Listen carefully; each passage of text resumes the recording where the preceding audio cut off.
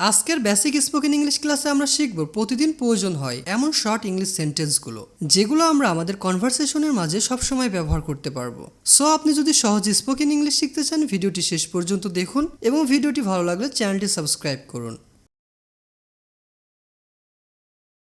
জেগে থাকো, stay up. Stay up অর্থ জেগে থাকো। সাথে থাকো, স্টে টুন্ড। স্টে টুন্ড অর্থ সাথে থাকো।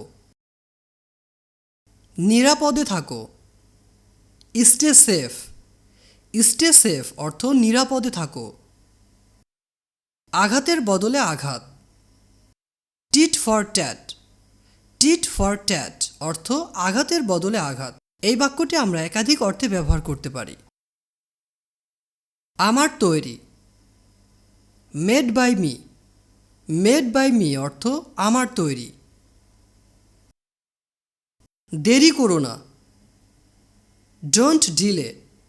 ডোন্ট ডিলে অর্থ দেরি করো না।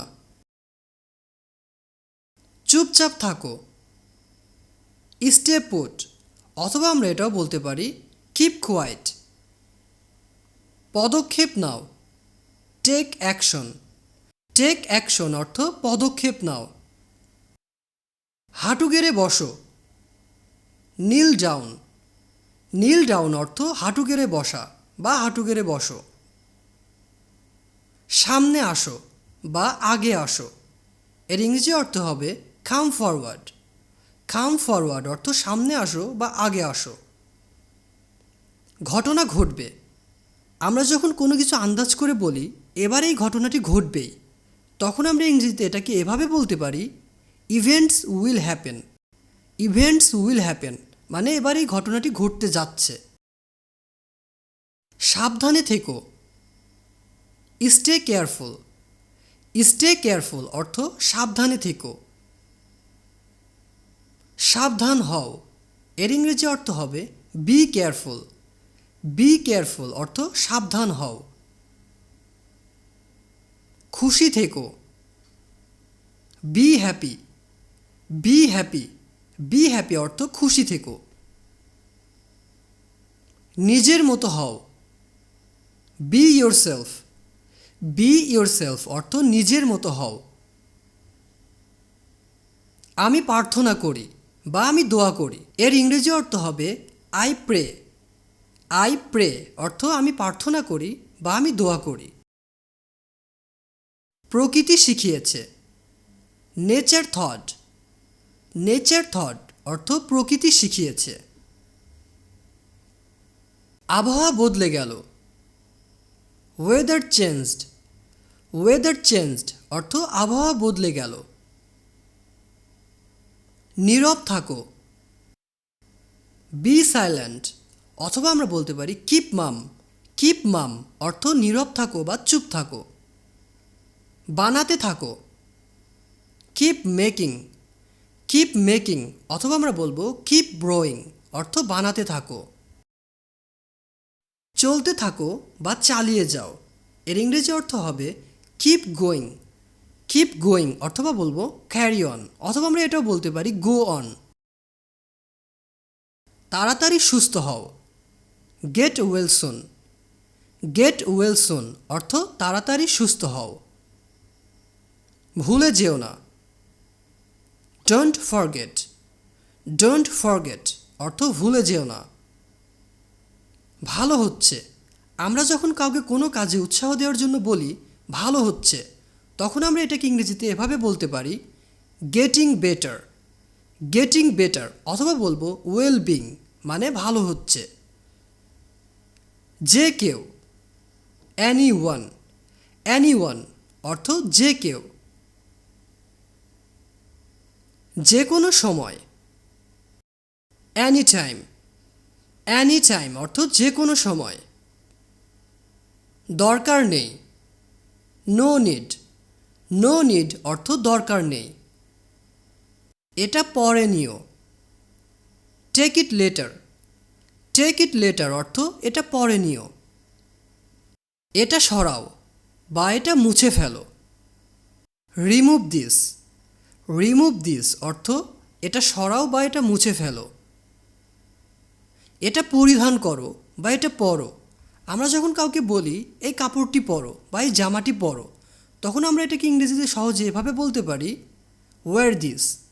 ওয়্যার দিস মানে এটা পরিধান করো বা এটা পরো। একটুখানি বা সামান্য একটু, just a little. Just a little অর্থ একটুখানি বা সামান্য একটু। তুমি কি জানো? You know what.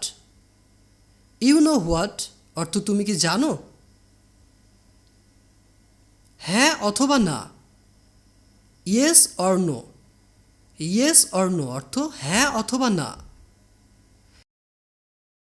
এটা উষ্ণ বা এটা গরম, এর ইংরেজি অর্থ হবে ইটস ওয়ার্ম। ইটস ওয়ার্ম অর্থ এটা উষ্ণ বা এটা গরম। নিশ্চিত করা, মেক শিওর। মেক শিওর অর্থ নিশ্চিত করা, অথবা আমরা এটাও বলতে পারি টু কনফার্ম। নাস্তা তৈরি করো, মেক ব্রেকফাস্ট। মেক ব্রেকফাস্ট মানে নাস্তা বানাও বা নাস্তা তৈরি করো। একদমই বোকা, কমপ্লিট ইডিয়ট। কমপ্লিট ইডিয়ট অর্থ একদমই বোকা, অথবা আমরা এটাও বলতে পারি কমপ্লিট ফুল। নতুন করে শুরু করো, স্টার্ট ওভার। স্টার্ট ওভার অর্থ নতুন করে শুরু করো। আর যদি আমরা বলি আবার শুরু করো, সেক্ষেত্রে আমরা বলবো স্টার্ট এগেন। স্টার্ট এগেন মানে আবার শুরু করো। আমার দুর্ভাগ্য, my bad luck. My bad luck অর্থ আমার দুর্ভাগ্য। কত বড়, আমরা যখন কোনো কিছু দেখে অবাক হয়ে বলি এটা কত বড়, সেক্ষেত্রে এটাকে আমরা ইংরেজিতে এভাবে বলবো হাউ বিগ। হাউ বিগ অর্থ কত বড়। আর একইভাবে আমরা যখন কোনো কিছু দেখে অবাক হয়ে বলি যে এটা কত ছোট, সেক্ষেত্রে আমরা ইংরেজিতে এভাবে বলবো হাউ স্মল। হাউ স্মল অর্থ কত ছোট। মনোযোগ দাও, apply your mind. Apply your mind অর্থ মনোযোগ দাও, অথবা আমরা এটাও বলতে পারি পে অ্যাটেনশন। পে অ্যাটেনশন অর্থ মনোযোগ দাও। কাজ চলছে বা কোনো কাজ চলমান রয়েছে, এটাকে ইংরেজিতে বলতে হবে work in progress. Work in progress অর্থ কোনো কাজ চলমান রয়েছে। তারা জানে বা ওরা জানে, দে নো। দে নো অর্থ তারা জানে বা ওরা জানে। মনে হয় না, it seems not. It seems not অর্থ মনে হয় না। এটা পুরানো বা এটা পুরাতন, this is old. This is old অর্থ এটা পুরানো। নতুন একটি, a new one. A new one অর্থ নতুন একটি।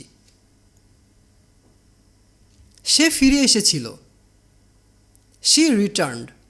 শি রিটার্নড অর্থ সে ফিরে এসেছিল। চিন্তা করো না বা মজা করো, চিল আউট। চিল আউট অর্থ চিন্তা করো না বা মজা করো। কখনো ফেরার নয়, never to return. Never to return অর্থ কখনো ফেরার নয়। আমার কসম দিয়ে বলো, আমরা যখন কাউকে বলি যে আমাকে শুয়ে বলো বা আমার কসম দিয়ে বলো বা আমার কসম খেয়ে বলো, এ সময় আমরা এটাকে ইংরেজিতে এভাবে বলবো সোয়ার অন মি।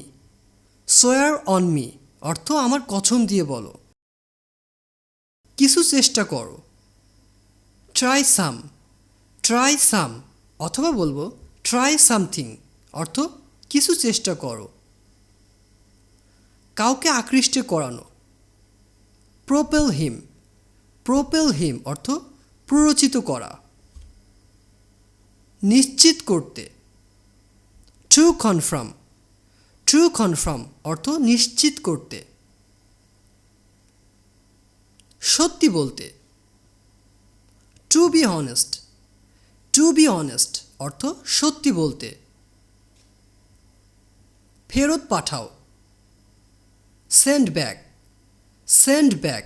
সেন্ড ব্যাক মানে ফেরত পাঠাও। ফ্রেশ হয়ে নাও বা পরিষ্কার হয়ে নাও। Freshen up. ফ্রেশেন আপ অর্থ ফ্রেশ হয়ে নাও বা পরিষ্কার হয়ে নাও। তুমি কি শুনেছ?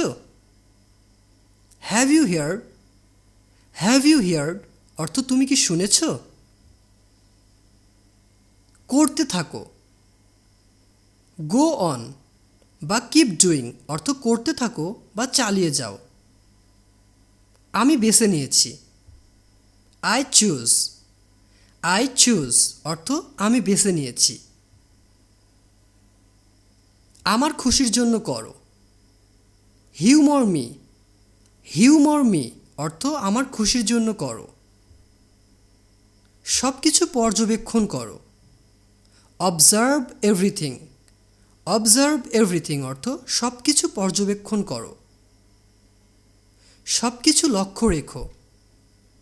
Notice everything. Notice everything. শিখে নিব। Will learn. উইল লার্ন মানে শিখে নিব। আমাদের লক্ষ্য রাখতে হবে এই বাক্যটি আমরা যখন লিখব, খাতায় লিখব, তখন আমাদের লিখতে হবে আই উইল লার্ন। আর স্পোকেনের সময় আমরা বলতে পারি সংক্ষেপে উইল লার্ন। জয়ী হওয়া। Come over. কাম ওভার অর্থ জয়ী হওয়া। ফিরিয়ে দাও। Give it back. Give it back অর্থ ফিরিয়ে দাও। প্রবেশাধিকার নেই। No access. নো অ্যাক্সেস অর্থ প্রবেশাধিকার নেই। সুযোগ নেই। No chance. নো চান্স অর্থ সুযোগ নেই। ক্ষমা করো এবং ভুলে যাও। Forgive and forget. Forgive and forget অর্থ ক্ষমা করো এবং ভুলে যাও। অপেক্ষা করো, এর ইংরেজি অর্থ হবে ওয়েট, অথবা আমরা বলতে পারি স্ট্যান্ড বাই অর্থ অপেক্ষা করো।